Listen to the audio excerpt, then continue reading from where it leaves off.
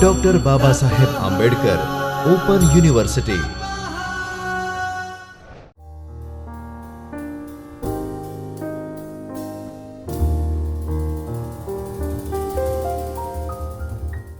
Hello students, I welcome you on behalf of Dr. Baba Saheb Open University at Chaitanya Studio for BBA lecture series. We are dealing with block 1 of your BBA, that is titled as Business Communication Skills. In business communication skills, there are 10 units. Today, we are going to deal with unit number 2. Unit number 2 is related with vocabulary, and this vocabulary is titled as vocabulary extension. If we talk what is vocabulary, why it is required, and how it is to be used, then we understand the importance of vocabulary. Vocabulary is also known as glossary. Whenever you wish to construct a sentence in English language, you need to follow certain patterns, rules and regulations. Grammar is an important component. Grammar helps us to frame the sentence correctly. Now, if we wish to make this sentence more accurate, meaningful and purposeful to get what we expect from our listeners or the receiver, then we need to use correct words at correct place. Whenever you ask any Gujarati medium student or a person who is not familiar with English language, that why you are not in a position to talk in English language, what is the problem you feel that hindrances your fluency in English language? Then many of the students, particularly at undergraduate level, talks, sir, only one problem. That problem is related with vocabulary.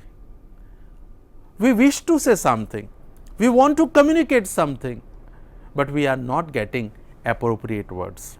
So, that is why if you wish to make yourself a good communicator, and communicator includes both the things, you have to make yourself a very good oral communicator and as well as a written communicator, and there vocabulary plays an important role.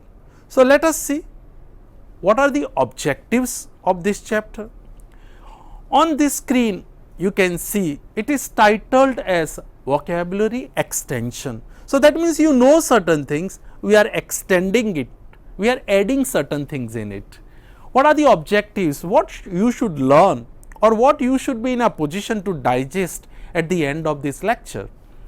Synonyms and antonyms, importance of idioms, importance of phrases and phrasal verbs, and use of idioms in sentences. So, these are the 4 things. Let us focus on the first thing, synonyms. From school, students, you have been learning antonyms and synonyms, but let us try to define it and let us try to make it more concrete from understanding point of view. So, what is a synonym? It is defined on your screen. Let us try to understand it while reading. Synonym is nothing but the similar meaning of a particular word or its semantic relation. Therefore, it is a word or a phrase that means the same as another word or phrase in the same language.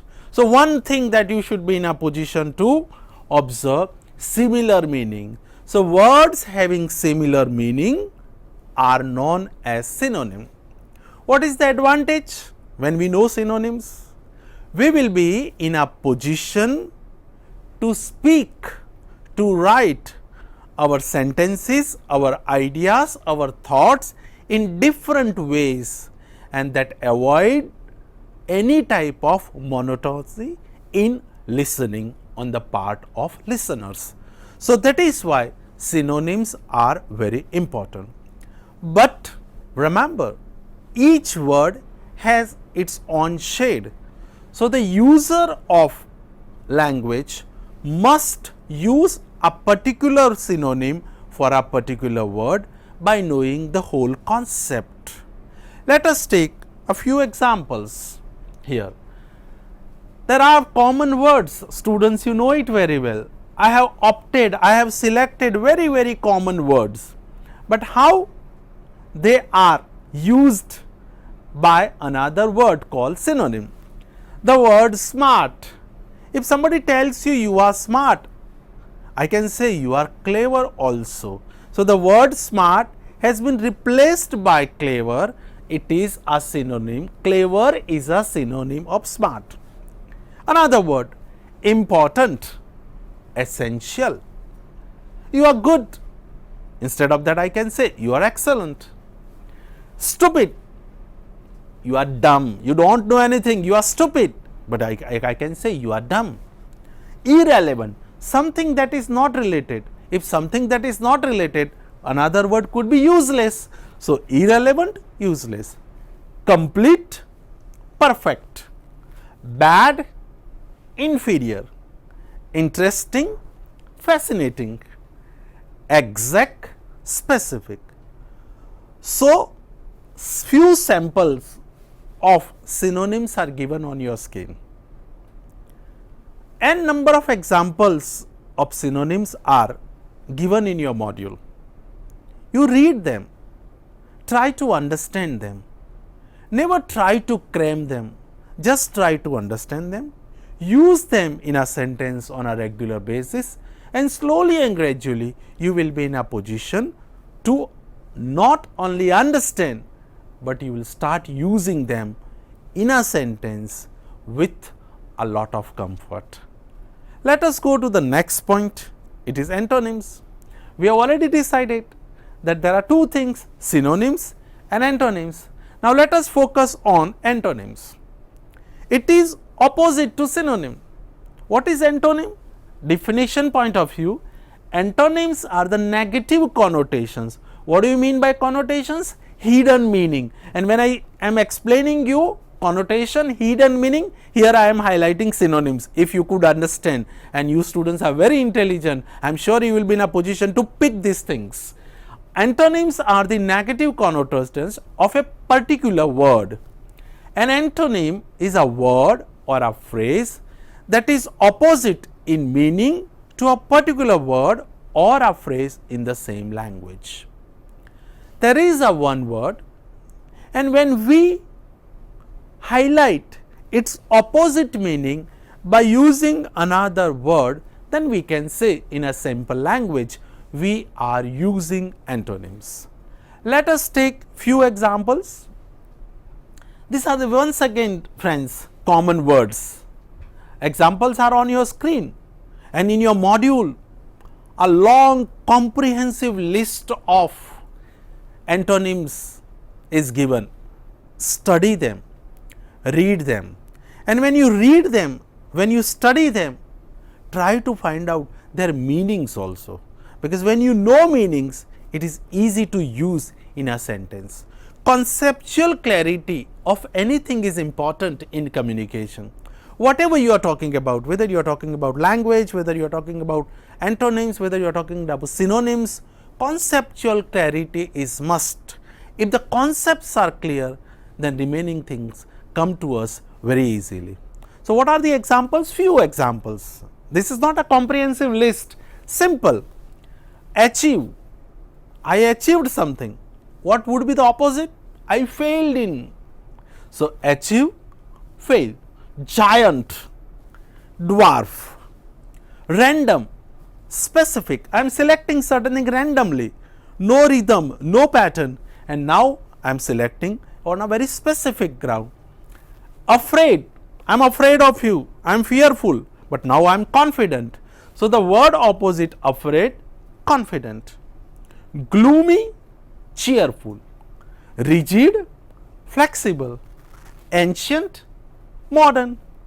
Individual, group. Shame, honor.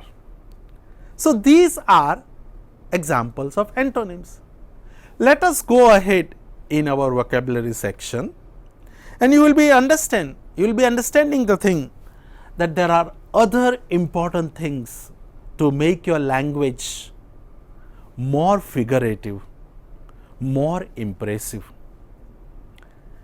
Idioms, another component of vocabulary. What is idiom? Technically, if we try to define idioms, then we can say idiomatic expressions are common phrases or sayings whose meanings cannot be understood by the individual words or elements. Idioms are group of words arranged in a very systematic way.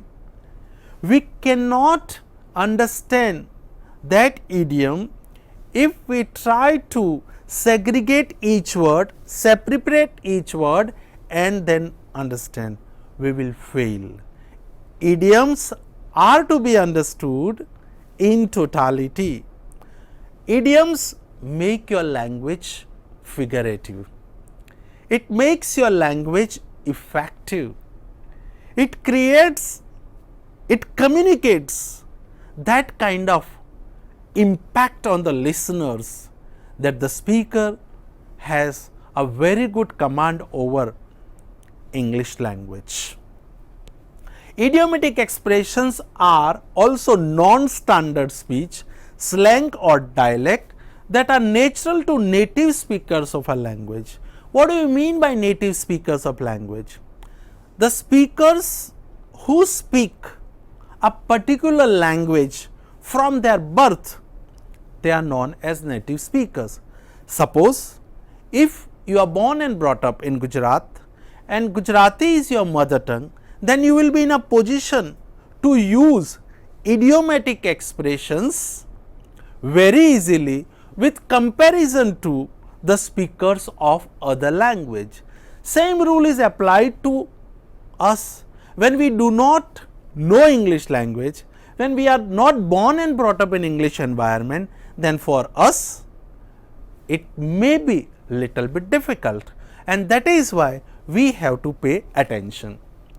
Thus, idioms come naturally to native speaker of a language. Therefore, using idioms in one speech shows one mastery of the language. It indicates your mastery over language. There are numerous idioms in language, in any language, but right now we are focusing only on English language. Long list.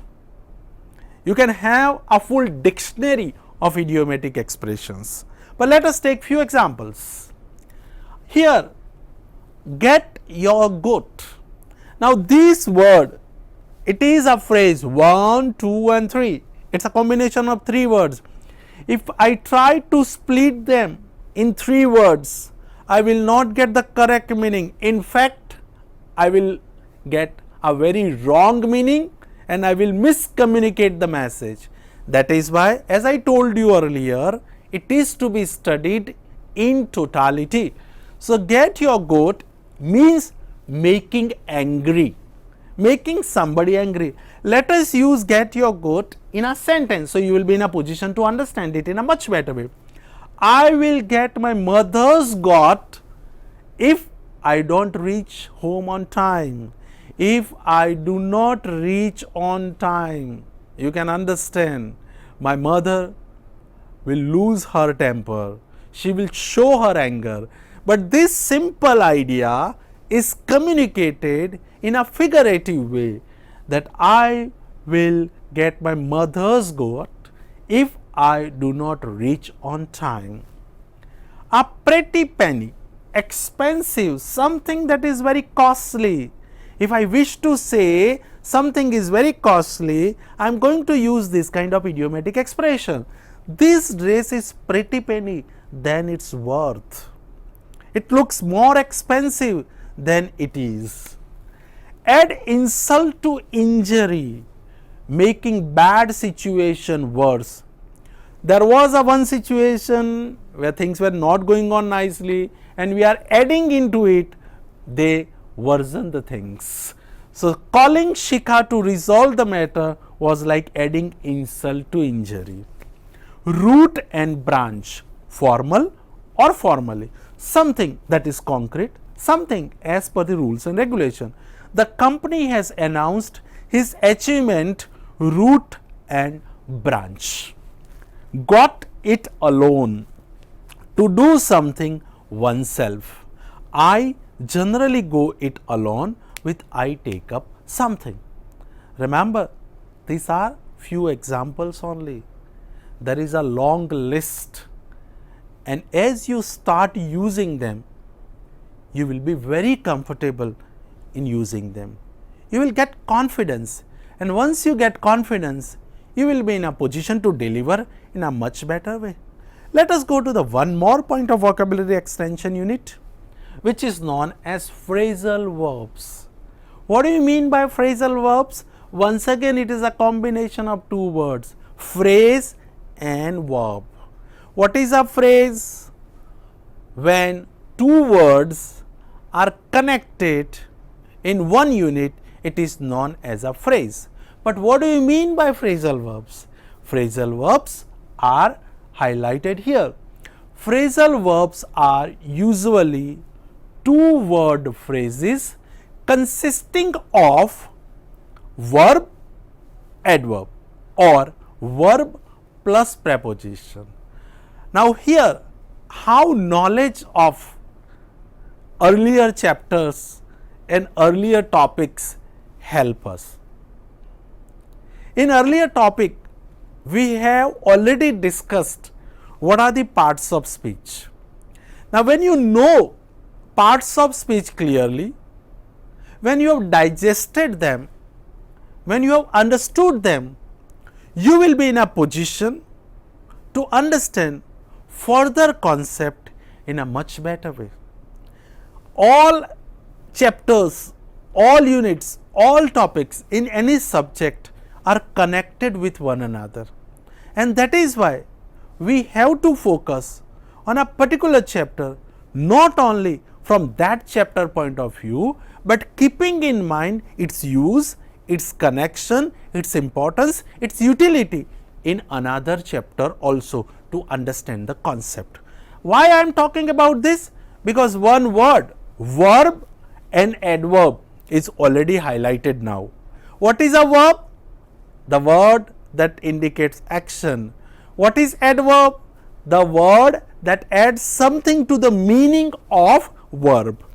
So, phrasal verbs are developed, are created by using verb and adverb, one possible combination, another possible combination, verb and preposition. Two examples on your screen: go off, see through, catch up, etc. Now, here you can see different two words in a one unit. Go off. Go is a verb. Off, preposition, as we studied earlier, something that shows the position. Go off, see through, catch up, etc. For the same verb, the meaning go on changing when you change the preposition after the basic verb. Think of them as you would any other English vocabulary. Study them as you come across them, rather than, pay attention here, rather than trying to memorize many at once. There is a long list. There could be 500 phrasal verbs in a dictionary. How will you be in a position to memorize each and every word? Then what is to be done?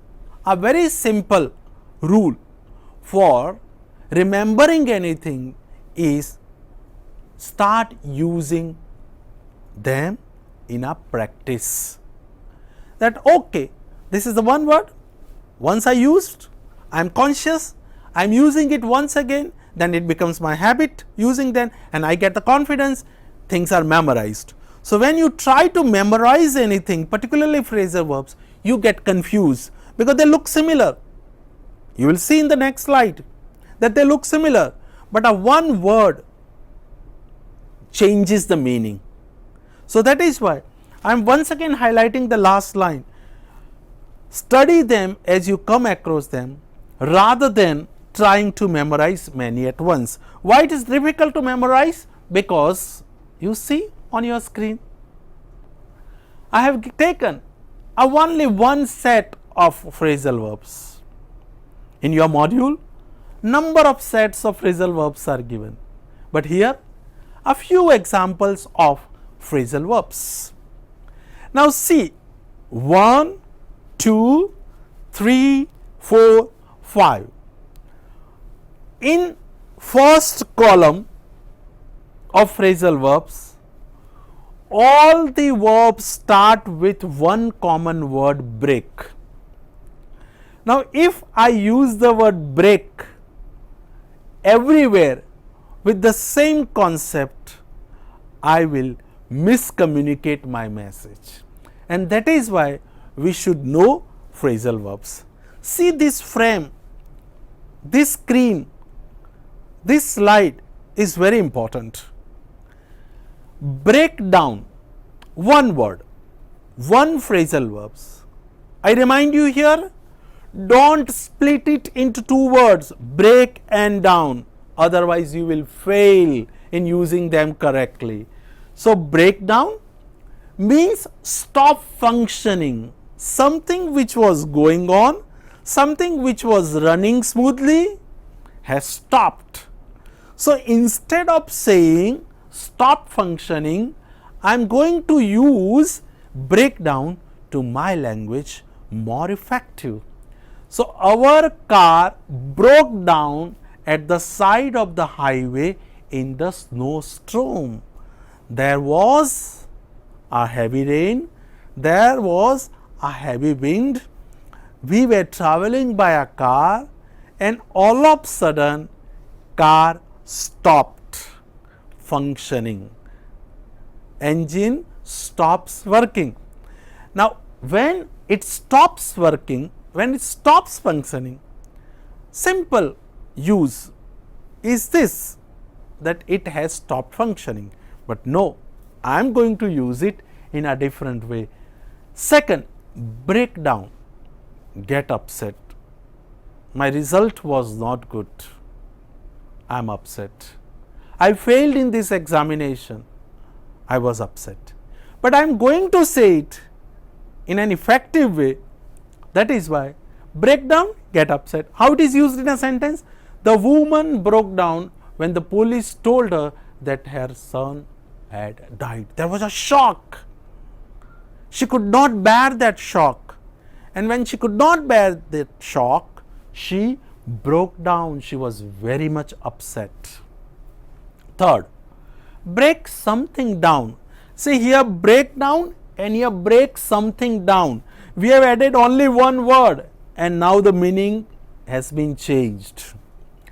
Divide into smaller parts. Break down, get upset. Break down, one word is added in between, something, meaning has been changed. Break something down, divide into smaller parts. Our teacher broke the final project down into 3 separate parts. What is something here? The project. Whenever I wish to communicate that something is to be divided, something is to be split in certain sections, then that particular thing will be used instead of something while using phrasal verbs. So, here you can see break something down, divide into smaller parts. Our teacher broke the final project. So, the final project is related with this. Break in, force entry into a building. Somebody broke in last night and stole our stereo. And last word, last example, break into something, enter forcibly. The fireman had to break into the room to rescue the children. Room was locked, door was locked, but kids are to be saved, and that is why fireman had to enter with a force. And that is why break into something is titled as enter forcibly. So, students, in block 1 we have today discussed topic related with vocabulary. What is vocabulary? We can say it is collection of words, different words at different places. This vocabulary is also known as glossary, and when you know words, it is a power. That is why it is known as a word power. And when you know words, you will be in a position to construct sentences correctly and effectively. Now, we wish to make our language more impressive, and when we wish to make our language more impressive, then we are definitely going to use it in our different form. They are idioms and phrasal verbs. Idioms and phrasal verbs make our language figurative, it makes our language effective. Grammar of any language is like a foundation of a home, but idiomatic expressions and phrasal verbs are known as interiors and decoration of that home.